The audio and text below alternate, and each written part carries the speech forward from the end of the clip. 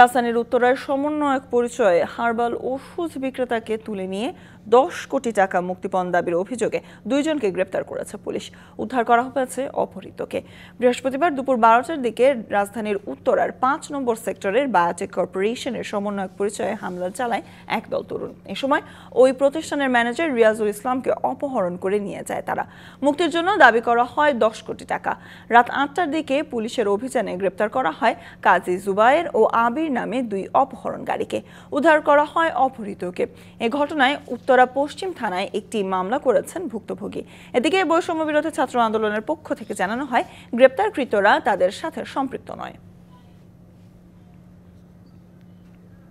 ওনারা এসে আমাদের অফিস ভাঙচুর করে, ল্যাপটপ নিয়ে যায়, আমার ক্যাশে টাকা ছিল 3 লাখ টাকার মতো আনুমানিক টাকা নিয়ে যায়। পরে আমাকে জোর করে অপহরণ করে নিয়ে যায়। একটা কালো প্রাইভেট কারে নিয়ে ওনারা বিভিন্ন জায়গায় আমার ঘোরায়।